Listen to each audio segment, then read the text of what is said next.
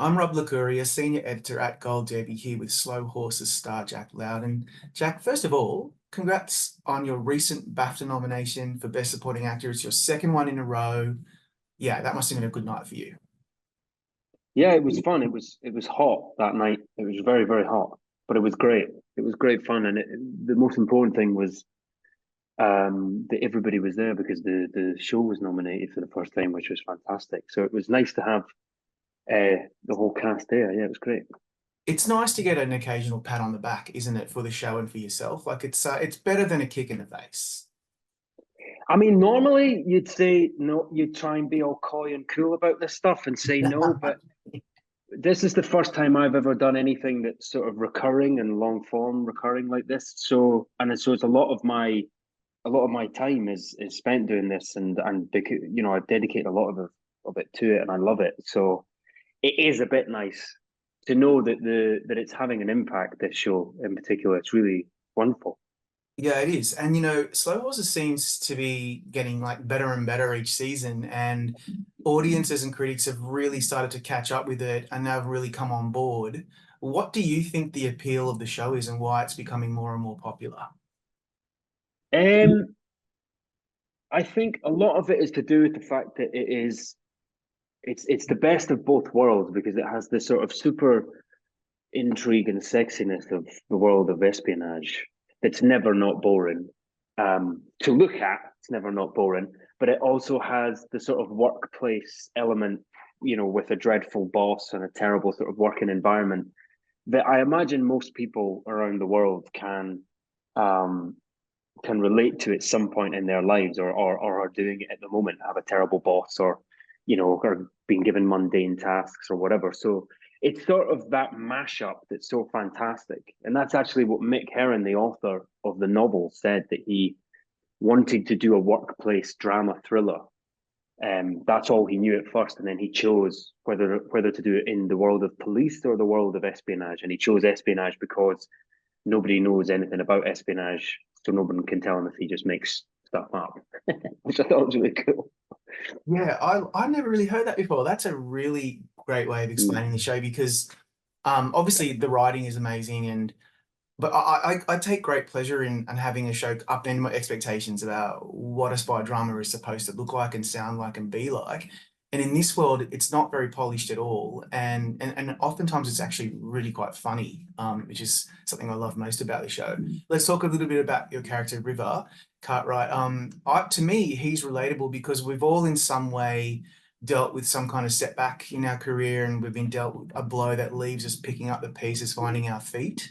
Does that aspect of that character, does that story resonate with you at all? Yes, I think it does. I think when you've got aspirations, um, I think it's very easy to, everybody knows, well, not everybody, but it's a lot easier to know what you want to do in life than what you can actually do. It's sometimes you go on a journey to find out what you're actually quite good at. But everybody starts off wanting to be like an astronaut or whatever, So I think for River, he has both in the one job. He's always wanted to be it because of his grandfather, the sort of nepotism of his grandfather, sort of running the service. But I think he is genuinely quite good at it. I will always fight for him being a very good spy. He's just very, very unlucky again and again and again. And it's a bit like he's a brilliant football player.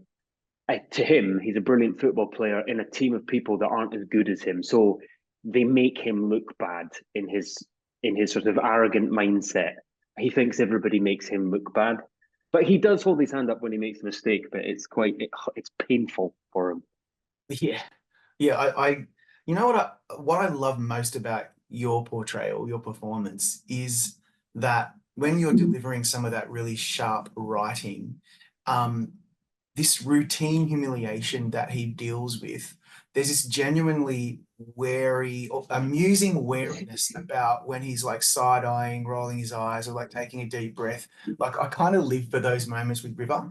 And I just wonder, like, did it take you very long to get the right balance and to make that not too over the top, but just enough as like a bit of a wink to the audience, like, here we go again, I'm going to cop it now from Jackson Land. No, it came. it annoyingly came quite naturally to me because I'm quite a cynical person, because I'm Scottish as well, and I think cynicism comes quite easy to Scots. A sort of side eye. Scots will always let you hang yourself first. You know, they are not the person to make an arse of themselves first. They'll let anybody else do it. They're quite shy people. So that came very easy to me. And I do feel like he's in one eternal sort of eye roll constantly. And it's a very fun place to play every situation from, where he does have a dream, he does have a belief and hope that he is doing the right thing. He's on the side of the angel, so to speak. But I think he just has a natural predisposition to think that everything is going to is going to be difficult for sure. Yeah, Yeah, and it's that just it's like he knows the torture is about to come and he kind of surrenders yeah, to it, lets it happen, and it either gets beaten up in like, a storage room in the MI5 complex, or it's with Jackson Lamb just ripping him a new asshole. And it's so yeah, entertaining.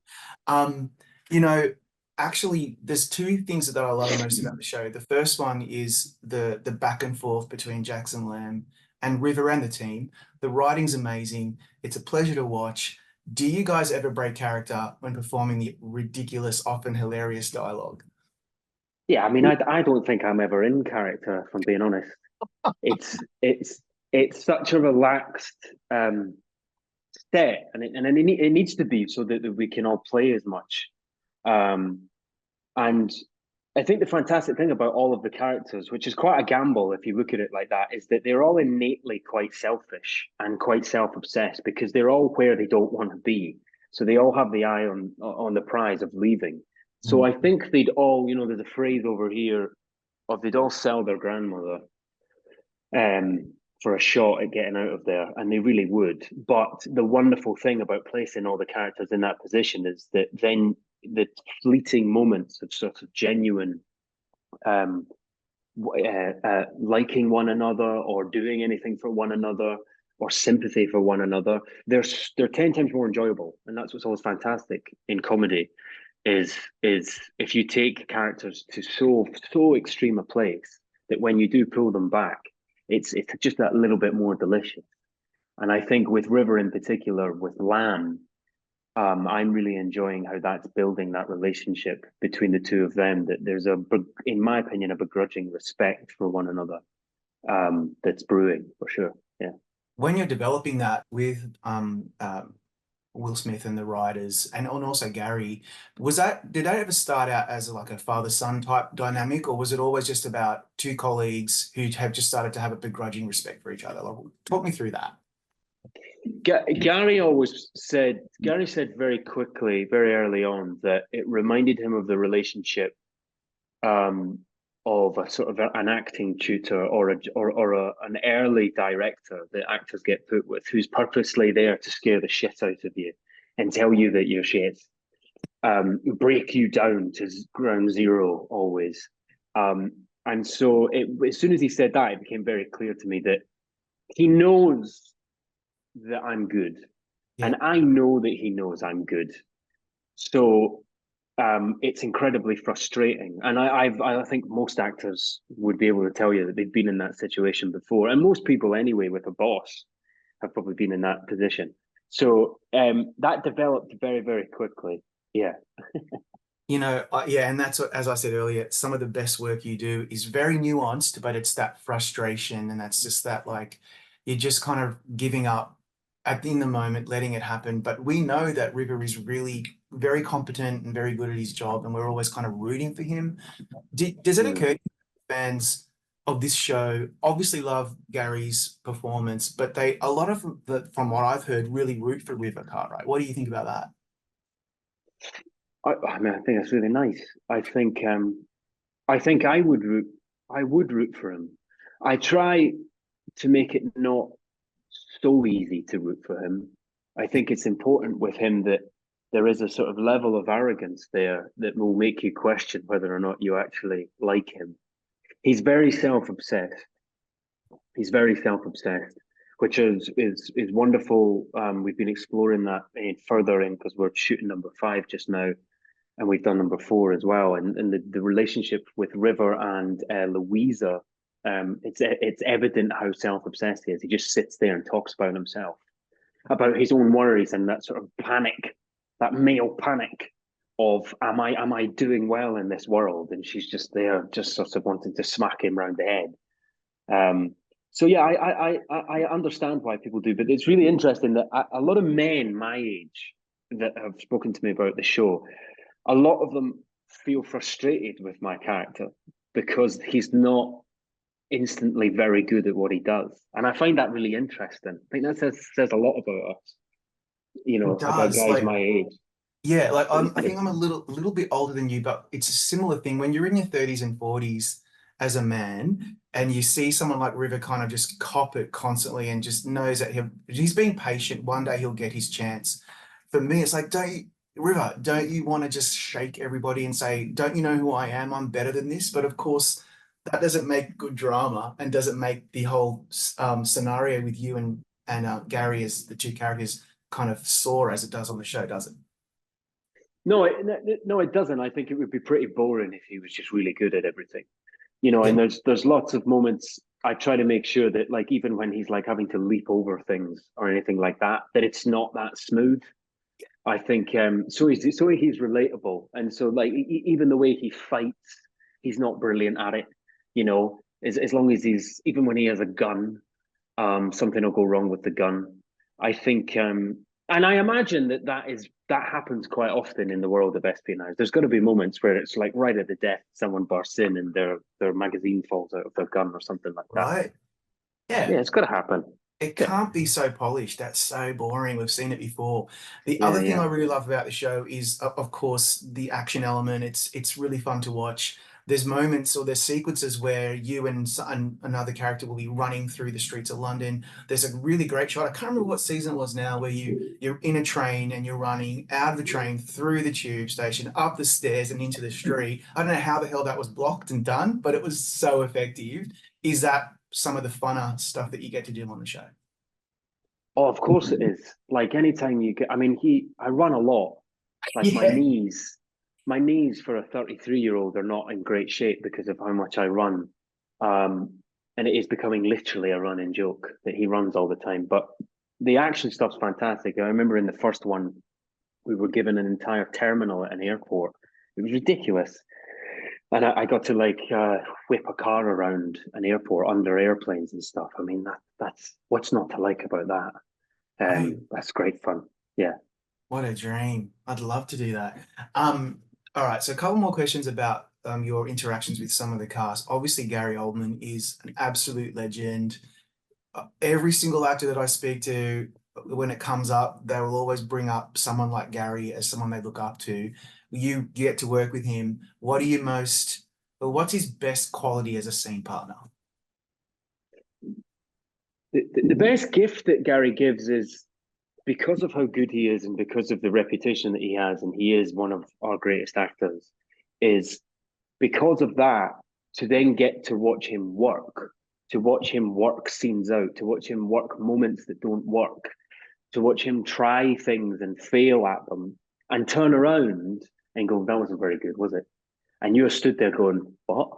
Yeah, it was. If that's not very good, I'm fucked. That kind of thing. So that's his greatest gift to younger actors is his sort of vulnerability as a performer, and seeing that that's still there in someone as accomplished as him gives us all far more license and confidence. He really is magnificent to work with. Yeah. And then on the other hand, you get to share a lot of scenes with another legend, Jonathan Pryce, as River's Price. grandfather. And what do you most value about working with him? Jonathan is wonderfully. He takes the piss out of me a lot, which is wonderful. It makes the sort of grandfather son relationship come very easily, and he's competitive, which I like as well. Is that, if I muck up, he'll point it out, in a joking kind of way. He's just really fantastic, and he has absolutely brilliant ideas for moments I've not I've seen one way, and Jonathan will see them about 8 different ways. So it's just getting to work with this sort of Galactico-esque cast surrounding you all the time, makes my job so easy. Really Yeah, I brilliant. can imagine. All right, final question. You're shooting season 5. Like when I watched season 3 a while ago, I wasn't prepared for how much I was going to love it because I thought season 1 was cracker. Season 2 was really good, same level. Season 3 kind of blew them both out of the water, which is saying something. Are we going to expect the same level of escalation for season 4 when it comes out? I know it sounds mad to say it, and of course I would say it, as a company man, so to speak. But I've seen number 4, and I was obviously there, shooting it. But I genuinely think it's the best one yet. I think it's gone up a notch again. I think all the sort of loose ends are coming together. A lot of things are explained. I think as a viewer, it's a really delicious thing to watch, and the action is sort of twice as mad. Everything gets a little bit madder, even madder than it's already been. And I think we're going to ask a lot of our audience, but I think that's slow horses. That's I would put money on it that I think it will be even better than 3. Yeah, okay. No pressure, and of course, that's making me even more excited. I love this show. It is such a damn good show. On that note, Jack, great. thank you for your time today. Thanks for your insight. My pleasure. Thank you very much. Thank you.